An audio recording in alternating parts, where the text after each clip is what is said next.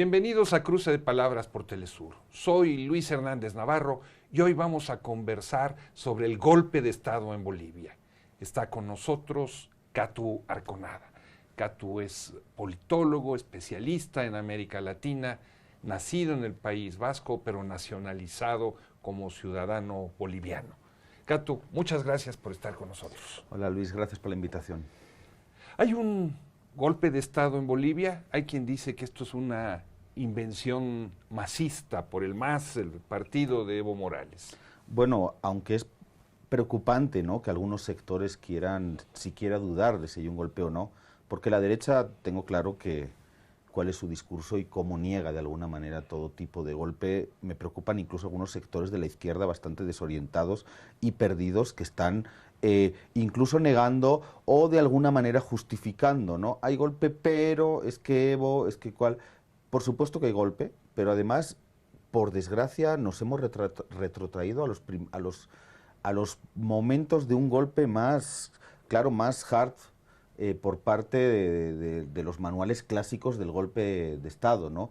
Incluso durante el siglo XXI se dieron golpes de Estado de otro tipo, aparte quitando el de Honduras, exitosos, quitando el de Honduras en 2009, pero a Lugo, ¿no?, lo bajaron con un impeachment, también un golpe parlamentario, Dilma, pero lo que está sucediendo en Bolivia, donde hay una persecución contra la población civil, quemándole sus casas, torturándolas, etcétera, etcétera, donde hubo un amotinamiento de sectores de la policía y donde finalmente las Fuerzas Armadas sugirieron al presidente su renuncia, pues yo creo que son los pasos clásicos para un golpe, ¿no? Calentar las calles, una manipulación y un bombardeo informativo terrible, ¿no?, contra el gobierno de Evo Morales, y finalmente la actuación policial y militar que le llevan a Evo a tomar la decisión de renunciar justamente para evitar enfrentamientos civiles y para evitar ni un solo muerto por la represión gubernamental, como no lo ha habido durante todo este conflicto, ¿no? Por lo tanto, yo creo que todo esto son indicadores más que suficientes para poder hablar sin duda de que estamos ante un golpe de Estado en pleno desarrollo. Quienes niegan que hubo golpe de Estado señalan que esto es resultado de la decisión de Evo Morales de reelegirse, de forzar al tribunal electoral, de manejar inescrupulosamente las elecciones. ¿Es eso cierto? Mira, yo lo que no voy a caer es justamente en esto que hacen estos sectores que quieren justificar o queriendo sin querer el golpe, justamente a partir de los posibles errores que hubiera cometido el gobierno boliviano o en este caso Evo Morales. En cualquier caso, hay una realidad. La política es correlación de fuerzas, siempre que se haga y se ejerza de manera democrática. Un golpe no es democrático. Durante la Asamblea Constituyente, la no reelección nunca estuvo en la Constitución boliviana, pero durante la Asamblea Constituyente el MAS no tenía mayoría cualificada, tenía mayoría pero no cualificada, y tuvo que negociar con la oposición y la oposición metió este candado de una sola reelección. Cuando quisimos cambiar eso de manera absolutamente legal, democrática y constitucional, como marcaba la Constitución, mediante un referéndum, lo que se hizo fue desatar la mayor campaña de guerra sucia y manipulación informativa. Fue el inicio de las fake news en Bolivia con este famoso caso Zapata y el hijo, no hijo, de Evo Morales, ¿no?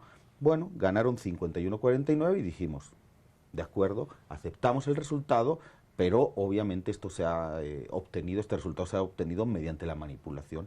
Y se buscaron otras fórmulas dentro de la Constitución. Y esta fue un recurso al Tribunal Constitucional para que el Tribunal Constitucional leyera la Constitución, leyera los pactos internacionales que la Constitución coloca por encima de la propia Constitución, como el Pacto de San José, y finalmente hubo una decisión del Tribunal Constitucional, absolutamente en el marco de la ley de la Constitución, de plantear que los derechos civiles y políticos de Evo estaban por encima de ese candado que la derecha metió dentro de la Asamblea Constituyente. Por lo tanto, la presentación y la postulación de Evo ha sido absolutamente legal y la victoria también ha sido legal. Yo todavía sigo insistiendo que alguien me muestre una sola prueba de que haya habido fraude. El informe de la OEA que hizo una auditoría del proceso electoral, ¿no dice que hubo fraude? No, no lo dice. Habla de irregularidades, irregularidades como se pueden dar en cualquier elección, pero no habla de que haya habido un fraude y mucho menos muestra ningún tipo de fraude. De hecho, la muestra con la que trabaja la auditoría de la OEA es terriblemente pequeña y así lo reconocen, que estadísticamente no es determinante. El sistema electoral de Bolivia permite que en todas las mesas se cuenten las actas en presencia de todos los partidos, que eso escale a nivel departamental, ¿no?, a los tribunales electorales departamentales, con presencia de todos los partidos, y si uno cuenta el voto por voto no hay absolutamente ninguna prueba de fraude. La OEA, que ya sabemos quién es y lo que representa, lo que ha hecho es una jugada pues bien ejecutada contra Evo y contra el gobierno boliviano, que ha permitido permear en la opinión pública nacional e internacional la idea del fraude, aún sin habernos presentado una sola prueba, ni tampoco... O sea, no hay ninguna prueba de fraude. No hay ninguna prueba, y quien quiera, ahí está el informe de auditoría de la OEA presentado, que no muestra ni una sola prueba de fraude. Habla de irregularidades como se dan en muchas mesas, donde de repente, aunque tenga las firmas de todos los partidos, de repente algunas actas se contaron mal, algunos números se contaron... Se acusa al Tribunal Electoral de parcialidad, de estar ligado al partido del gobierno. ¿Es correcta esa acusación? No, no es correcta. La presidenta del Tribunal Supremo Electoral venía de ser alta representante de Naciones Unidas para Derechos de los Pueblos Indígenas. Estaba en la Comisión de Derechos Indígenas de los Pueblos, y es una persona muy reconocida por su trayectoria, que además fue autoridad incluso durante el neoliberalismo. Fue viceministra durante el neoliberalismo. Entonces es una persona con una trayectoria bastante grande, que por cierto ayer fue detenida en un acto absolutamente irregular por la propia policía. Y lo que sí podemos hablar, y sin ninguna duda, y creo que no hay que temer en decirlo, es que hicieron una muy mala gestión de la crisis y de los resultados. La decisión de parar el conteo rápido cuando empezó la carga de actas oficial es legítima, pero fue un error político, porque dio armas a la oposición para poder hablar de que había suspicacia. Y cuando la diferencia entre Evo Morales y Mesa aumenta a más de 10 puntos, con la carga lógica del voto más lejano, que es rural y que favorece en mayor medida, en este caso, a Evo Morales y al MAS y PSP, pues obviamente generó suspicacias esa mala decisión de no mantener los dos conteos en paralelo, aunque uno fuera el rápido y otro fuera el oficial, ¿no? Por supuesto, también creo que una mala gestión de la crisis por parte del gobierno, a nivel político, a nivel comunicativo, pero nada de eso puede justificar las barbaridades y las atrocidades que la derecha fascista, racista, violenta está ejecutando estos días, y que son los que han, junto con el aval de la OEA, las que han permitido que de alguna manera se provoque y se consume este golpe de Estado contra Evo Morales. ¿Cómo explicarse que sectores populares, algunos de ellos simpatizantes de Evo Morales en algún momento, hayan estado en las calles en contra de su presidencia? Bueno, ese es un debate más amplio y que en algún momento tendremos que dar en profundidad, y que apela a estos debates grandes que el propio vicepresidente Álvaro García Linera ya empezó a teorizarlos, sobre esta conformación de estas nuevas capas de clases medias, ¿no? Evo siempre dice clase media, clase a medias, y Álvaro lo teorizó, lo desarrolló más, sobre todo con estas clases medias de origen popular, que se han visto beneficiadas por el proceso de cambio, que han visto cómo sus condiciones materiales se veían ampliamente mejoradas, y que sin embargo tienen un descontento. Yo creo que hay muchos factores. Te puedo decir dos que me parecen fundamentales. El primero es que mientras íbamos sacando de la pobreza a todas estas capas, entre 2 y 3 millones, según Naciones Unidas, en un país que tiene menos de 11 millones de población, mientras íbamos sacando, no politizábamos. Y entonces, ¿quién politizó? Los medios de comunicación. Y los medios de comunicación fueron generando ese descontento en todos estos sectores medios, y especialmente en las clases medias urbanas de origen popular, ¿no? Que es algo muy diferente, por ejemplo, a lo que sucedió en Venezuela, donde sí se produjo una politización más grande, donde sí se construyó poder popular en un sentido amplio, pueblo organizado, conciencia crítica, y que después ha sido la base sobre la que se ha sostenido la resistencia contra el golpe, ¿no? en Venezuela, contra el golpe externo, contra el golpe interno, ¿no? En Bolivia no se construyó todo eso, tuvimos una clase media absolutamente despolitizada, o si queremos, muy politizada por los medios de comunicación, y creo que ese también, como sucedió en otros procesos, en la propia Argentina hace 4 años, pues también de alguna manera se acaba convirtiendo en el verdugo, porque obviamente ampara pues toda la violencia. Pero tampoco no olvidemos que, a pesar de todos el desgaste producido por casi 14 años de gobierno, las clases, las mayorías sociales han apoyado al MAS y PSP y a Evo en un 47%. Pero hay sectores que se reivindican de izquierda, que tienen presencia en el movimiento indígena, que tienen ascendencia entre mineros, que son también críticos y que participaron en la movilización.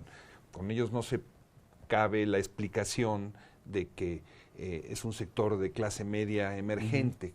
¿Cómo entonces dar cuenta de esa posición? Pero esa explicación es un poco más sencilla, porque si bien esta conformación de estas capas medias es más complejo, porque está casi en pleno desarrollo, con estos sectores históricos, ¿no? que por ejemplo, un sector de los mineros, etcétera, etcétera, un sector de la Central Obrera Boliviana, con todos estos sectores ya hemos notado que hay, una vez que se derrotó a la derecha, hubo un repliegue hacia posiciones absolutamente corporativas.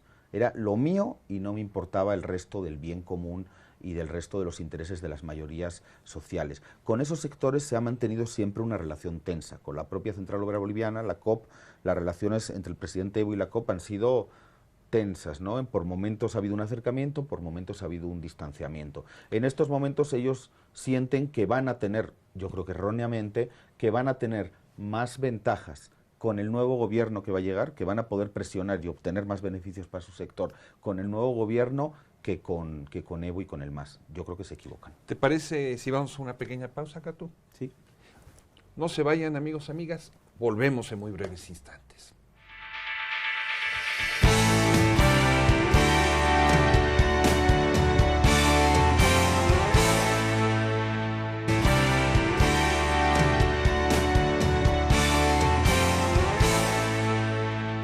Estamos ya de vuelta en este cruce de palabras, conversando sobre el golpe de Estado en Bolivia con Catu Arconada, politólogo vasco boliviano, coautor del libro Desde Arriba y Desde Abajo sobre los procesos de transformación política en Sudamérica.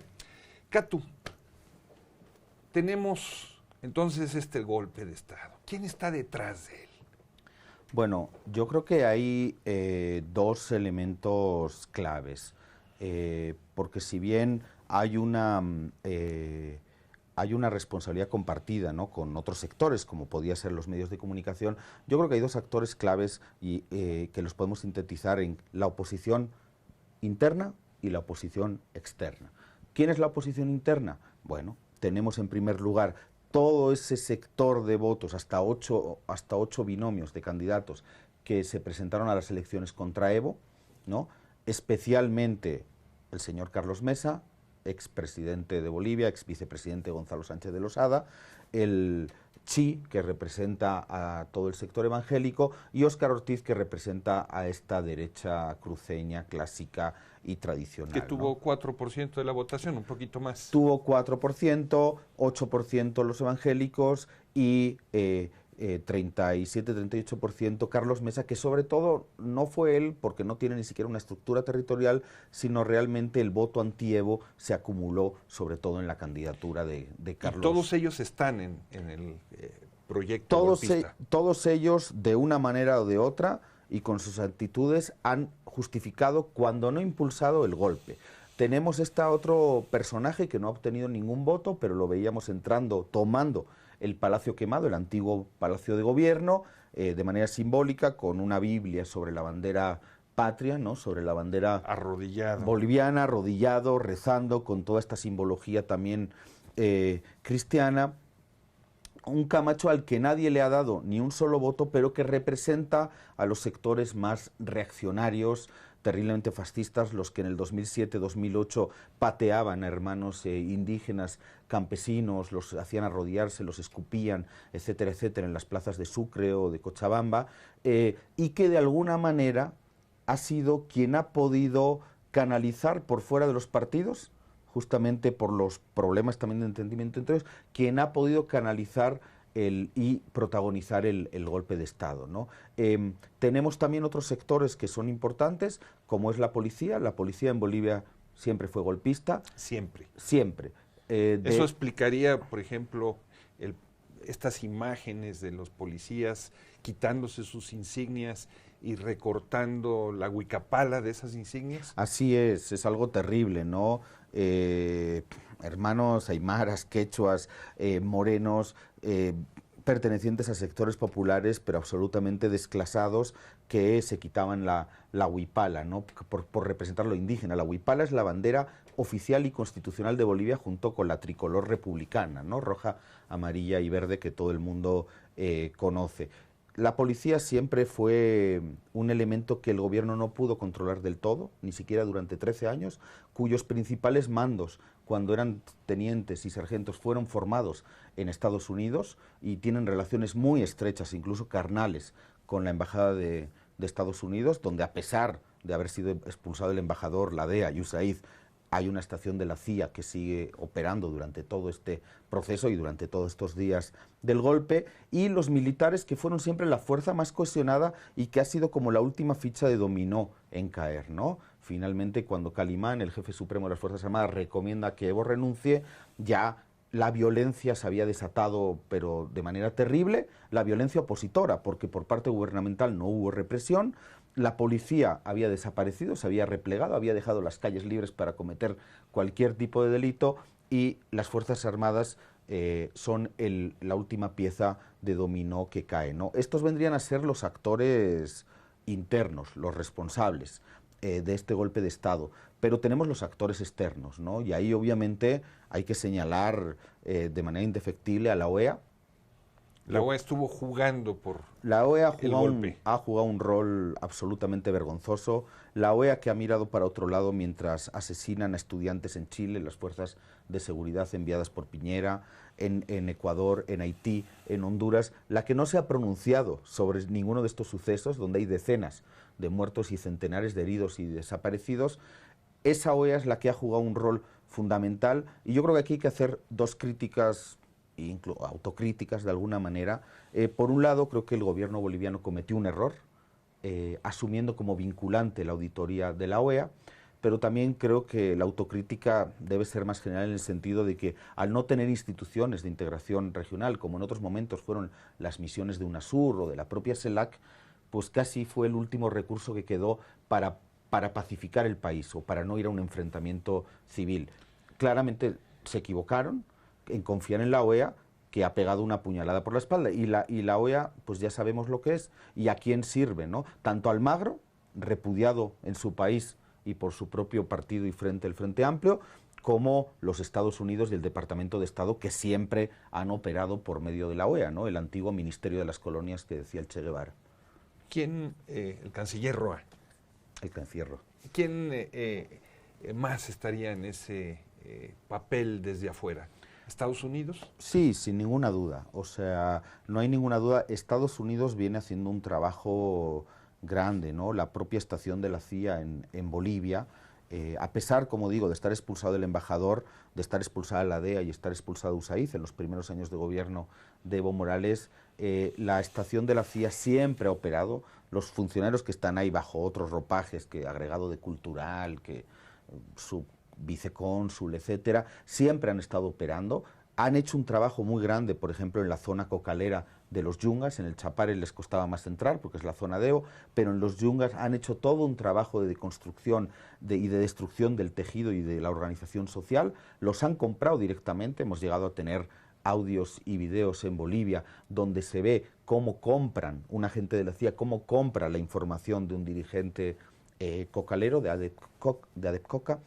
Y obviamente que están jugando un rol fundamental. De hecho, probablemente quien ha hilado, ¿no?, las diferentes posiciones, intereses, incluso egos, ¿no?, de los dirigentes políticos tradicionales y de Camacho y la policía, incluso el ejército, pues probablemente el único con capacidad, porque no hay un solo dirigente político de talla nacional en Bolivia que pueda hacer eso y que tenga todas esas relaciones.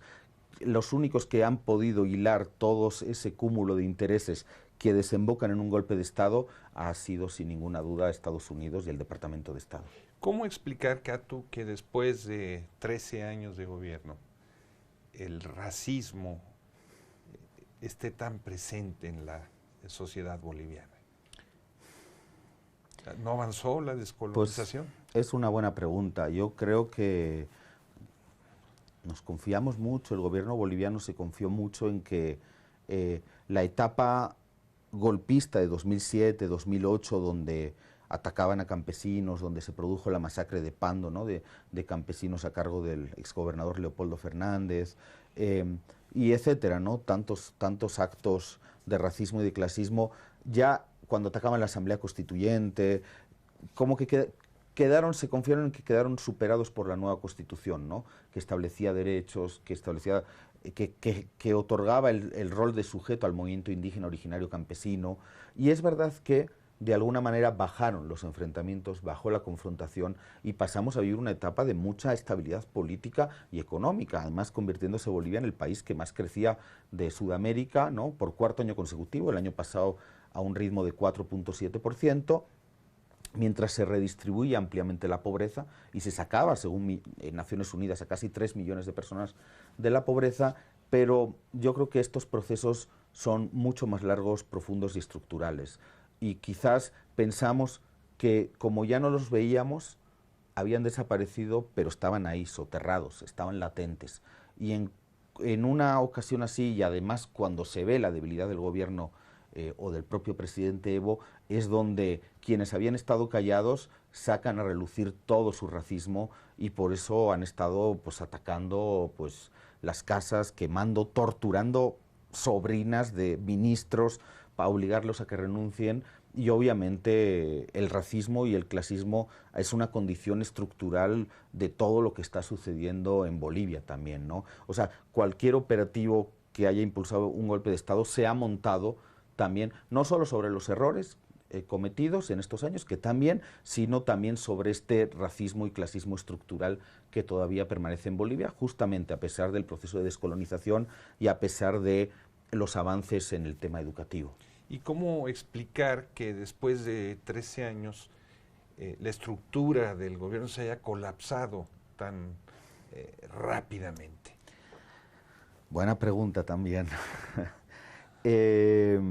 Fíjate, ¿no? Un proceso tan sólido y después de tantos años y que se nos desintegre prácticamente en minutos, horas, días, ¿no?